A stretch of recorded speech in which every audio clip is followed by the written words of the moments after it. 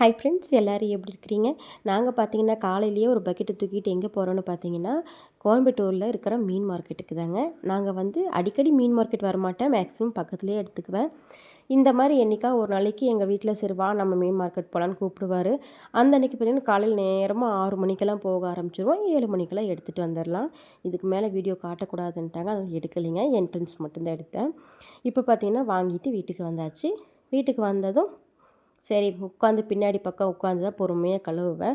எனக்கு மீன் கழுவுறக்கே 1 மணி நேரத்துக்கு மேலே டைம் ஆகிடும். அதனால் உட்காந்து பொறுமையாக கழுவிட்டு இருக்கிறதுக்குள்ளே எங்கள் வீட்டில் அவர் வெங்காயம் தக்காளியெல்லாம் கட் பண்ணிடுவார். வீடியோ பார்க்குற ஃப்ரெண்ட்ஸ் எல்லோரும் கண்டிப்பாக லைக் பண்ணிவிட்டு சப்ஸ்கிரைப் பண்ணிவிட்டு பாருங்கள். நீங்கள் சப்ஸ்கிரைப் பண்ணால் எனக்கு அது ரொம்ப ஹெல்ப்பாக இருக்கும், அதுக்காக தான். இப்போ பார்த்தீங்கன்னா ஃபஸ்ட்டு வந்து நான் வெங்காயம் கட் பண்ணி அந்த வேலையை செஞ்சுருவேங்க. என்னெல்லாம் சமைக்க போகிறோமோ அதுக்கு அத்தனைக்கும் தேவையான மொத்தமான வெங்காயம் வந்து டைம் இருந்தால் கையில் கட் பண்ணிடுவேன். எனக்கு இன்றைக்கி பாப்பாவுக்கு ஸ்கூலுக்கு லஞ்ச் கொடுத்து விடணும் அப்படின்னு சொல்லிட்டு, சரி நமக்கு டைம் இல்லை அப்படின்னு சாப்பரில் போட்டு எடுத்துட்டேன். கொஞ்சம் வேணுங்கிற வெங்காயத்தை பிரித்து எடுத்துகிட்டு அப்படியே ஒன் பை ஒன்னாக செய்ய ஆரம்பிச்சிடலாம் அப்படின்னு.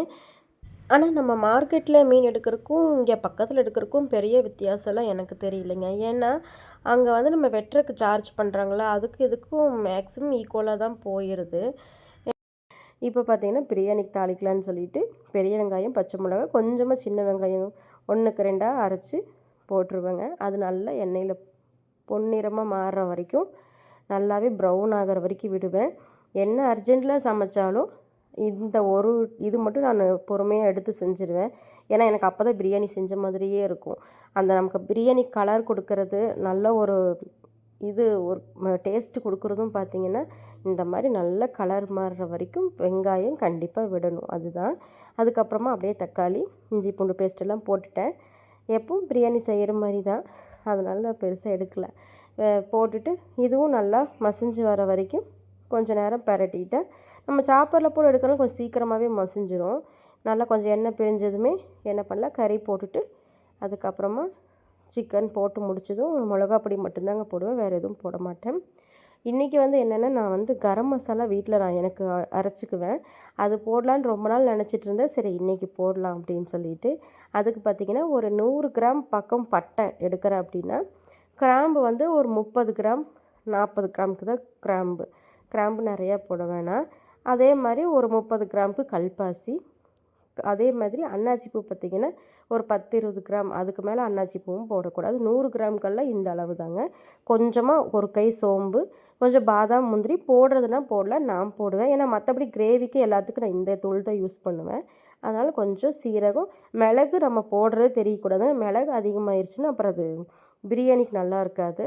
அதனால் கொஞ்சமாக அந்த சீரகம் 1 ஸ்பூன், மிளகு ஒரு ஸ்பூன் போடும்போது பவுடர் வந்து நல்ல ஒரு கலர் கொடுக்கும். அதனால் நான் கொஞ்சம் போடுவேன். அதே மாதிரி ஏலக்காய் வந்து நல்லா ஒரு 20 கிராம் 25 கிராமுக்கு ஏலக்காய் போட்டுக்கலாம். இதெல்லாம் வந்து நல்லா நைஸாக பவுடராக அரைச்சி எடுத்துட்டோம்னா, எனக்கு நான் போட்ட அளவெல்லாம் பார்த்திங்கன்னா ஒரு 100 கிராம் பாட்டிலில் கரெக்டாக பிடிக்குங்க, நிறச்சி பிடிச்சிரும். மீதி பார்த்திங்கன்னா ஒரு ஸ்பூன். இந்த பாட்டில் வந்து 100 கிராம் பாட்டில் எனக்கு. இதில் வந்து ஃபுல்லாக வந்துடும். அந்த மீதி இருக்கிறது வந்து அப்படியே பிரியாணியில் போட்டுடலான்னு எனக்கு இதுவே வருங்க, இந்த ஒரு மாதம் ஃபுல்லாக வரும்.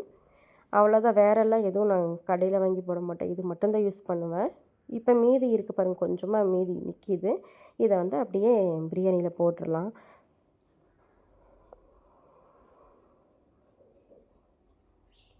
அடுத்து பார்த்திங்கன்னா அப்படியே மீன் குழம்பு தாளிக்க ஆரம்பிச்சாலும் அவ்வளோதான், பிரியாணி முடிஞ்சுது.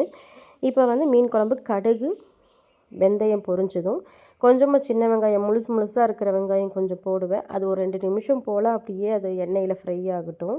ஏன்னா பெரிய வெங்காயம் சீக்கிரம் ஃப்ரை ஆகிரும், அப்புறம் சின்ன வெங்காயம் ஃப்ரை ஆகாத மாதிரி இருக்கும். அதனால் அது கொஞ்சம் ஃப்ரை ஆனதுக்கப்புறமா கொஞ்சம் பச்சை மிளகாவும், அதுக்கப்புறமா பெரிய வெங்காயம், இதுவும் அப்படி தான் நல்லா கலர் மாறினதும் தக்காளி போட்டுக்கலாம். தக்காளி எப்பவும் போடுறது தான், இதே மாதிரி தான் என்றைக்கும் செய்வேன். ஒரு சில டைமில் வேறு மாதிரி வைப்பேன், அந்த அன்றைக்கி கண்டிப்பாக நான் காட்டுறேன் பாருங்கள். அது கொஞ்சம் உப்பு போட்டுட்டு, கல் உப்பு இருந்தால் கல் உப்பு போட்டுவிட்டு அதை நல்லா பெரட்டி விட்டு மூடி போட்டு விட்டோம்னா நான் நல்லா ஸ்மாஷ் ஆகிரும். அதுக்கப்புறம் கொஞ்சம் மஞ்சத்தூள், மிளகாத்தூள், மல்லித்தூள், அப்புறம் இது கூட வேணால் கொஞ்சம் கொஞ்சமாக போடணும். ஏன்னா மீன் குழம்புக்கு ஆக்சுவலாக அதில் தேவையே இல்லை. ஏன்னா நம்ம போட்டால் கொஞ்சம் நல்லா இருக்கும்னு சொல்லி நான் வந்து கொஞ்சமாக ஒரு ஸ்பூன் போல் சீரகத்தூளும் ஒரு ஸ்பூன் போல் மிளகுத்தூள் போடுவேன். நம்ம அரைச்சோம்ல கரம் மசாலா, அதுவும் வந்து ஒரு 1/4 ஸ்பூன் மட்டும் போடுவேங்க, குட்டி ஸ்பூனில்.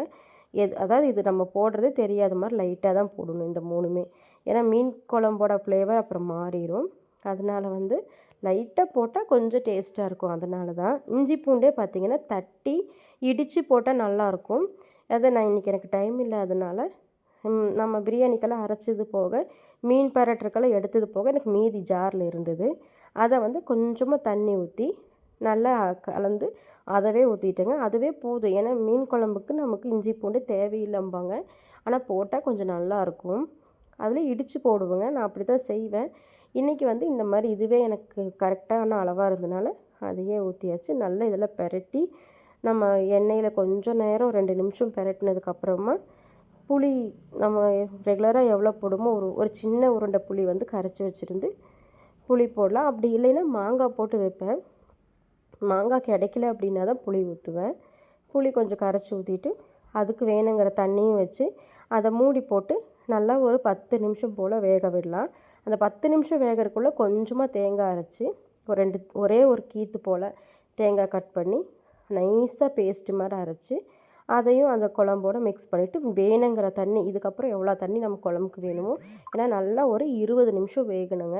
அப்போ தான் இந்த குழம்பு வந்து நல்லா கொஞ்சம் டேஸ்ட்டாக இருக்கும். அதனால தான் நல்லா இதை வந்து கலந்து விட்டு மூடி போட்டு அதுக்கப்புறம் விட்டுருவேன். அது பாட்டுக்கு அது வேகும். வெந்ததுக்கப்புறம் மீன் போட்டுக்கலாம். இப்போ பார்த்திங்கன்னா நல்லா பாருங்கள் கொதிச்சிருச்சு குழம்பு. இதுக்கப்புறமா நம்ம அப்படியே மீன் சேர்த்திக்கலாம். மீன் நல்லா நீட்டாக கழுவி நல்லா வடித்து மீனில் தண்ணியே இல்லாத மாதிரி வச்சுக்கோங்க. மீனில் வந்து தண்ணி இருக்கிற மாதிரி இருந்து மீன் குழம்புல போட்டிங்கன்னா குழம்பு இன்னும் நீர்த்து போயிடும். அதனால் நல்லா ட்ரையாக இருக்கணும் மீன். அந்த டைமில் அந்த மாதிரி வச்சுருந்து மீன் போட்டால் குழம்பு வந்து கரெக்டாக இருக்கும். ஏன்னா நம்ம போட்ட உப்பு காரமில் ஒரு மாதிரி நீர்த்து போன மாதிரி ஆயிரும் மீனில் தண்ணி இருந்ததுன்னா. அதனால தான் நல்லா ஒரு ஜல்லடையில் வச்சு வடித்து வச்சுருந்த மீனை மட்டும் குழம்புல போடும்போது போட்டு இது ஒரு 2 நிமிஷம் அவ்வளோதான். அப்புறம் கருவேப்பிலை கொத்தமல்லிலாம் போட்டு மூடி வச்சேன். மீன் குழம்பு முடிஞ்சுது. அடுத்து வந்து சரி மீன் பொரிச்சிக்கலான்னு, இது வந்து கிழங்கா மீன். என் பொண்ணு பார்த்திங்கன்னா இந்த மீன் மட்டும்தாங்க சாப்பிடுவா. அதனால தான் நான் இந்த மீன் மட்டுமே எடுப்பேன். வேறு மீன் எடுத்தாலும் அவள் சாப்பிட்றதில்ல. இப்போ நானும் பையன் பெரும்பாலும் மீன்லாம் சாப்பிட மாட்டோம். அதனால் வந்து அவளுக்கு பிடிச்ச மாதிரி இது மட்டும்தான் எடுப்பேன். ரெகுலராக இதே மீன் தான். என்றைக்காவது ஒரு நாளைக்கு அவளாக மாற்றி நண்டு வேணும்னு சொன்னால் மட்டும் நண்டு எடுப்போம். மற்றபடி எங்கள் வீட்டில் ரெகுலராக இந்த கிழங்கா மீன் தான். இது மட்டும்தான் எங்கள் பொண்ணு கேட்கும். அதனால் நான் இதுவே தான் எடுக்கிறது. இது நல்லா இருக்குங்க. குழந்தைங்களுக்கெல்லாம் ரொம்ப பிடிக்கும். இது கடல் மீனும் கூட. அதனால் இது பிரச்சனையே இல்லை. நான் இதே எடுத்துக்கிறது. அப்படியே லஞ்ச் எல்லாம் முடிஞ்சுது. எனக்கு கோயிலுக்கு போயிட்டு வந்துட்டோம்ல, தைப்பூசெல்லாம் முடிச்சுட்டு ஃபஸ்ட்டு நாள் புதன்கிழமையே நாங்கள் செஞ்சோம். செஞ்சு ஏன்னா செவ்வாய்க்கிழமை மாலை கழட்டினோம், புதன்கிழமையே செஞ்சோம். மேக்ஸிமம் ஏன்னா அதிகமாக நம்ம வீட்டில் பார்த்திங்கன்னா நான்வெஜ் தான் இருக்கும். அந்த டைம் அப்படி இருக்கும்போது நம்ம வீட்டில் மாலையெல்லாம் போட்டிருந்தா கம்மன் இருப்பாங்களா? கண்டிப்பாக வந்து மாலை கழட்டின மறுநாள் நார்மலாகவே புதன்கிழமை நான்வெஜ் தாங்க செய்வோம். அப்போ இன்றைக்கி மாலையும் கழட்டியாச்சு. அதனால் நாங்கள் புதன்கிழமையே செஞ்சாச்சு. நீங்கள் உங்கள் வீட்டில் எப்படி மாலையெல்லாம் கழட்டிட்டு என்ன பண்ணீங்கன்னு கமெண்ட்டில் சொல்லுங்கள். வீடியோ பிடிச்சிருந்தா கண்டிப்பாக லைக் பண்ணுங்கள். அதே மாதிரி சப்ஸ்கிரைப் பண்ணி கொடுங்க. இல்லை உங்களுக்கு தெரிஞ்ச மாதிரி ரெசிபி இருந்தாலும் எனக்கு கமெண்ட்டில் சொல்லுங்கள். எனக்கு அது இன்னமும் கொஞ்சம் ஹெல்ப்பாக இருக்கும். அதுக்காக தான். உங்கள் ஃப்ரெண்ட்ஸ் அண்ட் ஃபேமிலிக்கும் ஷேர் பண்ணுங்கள். பாய்.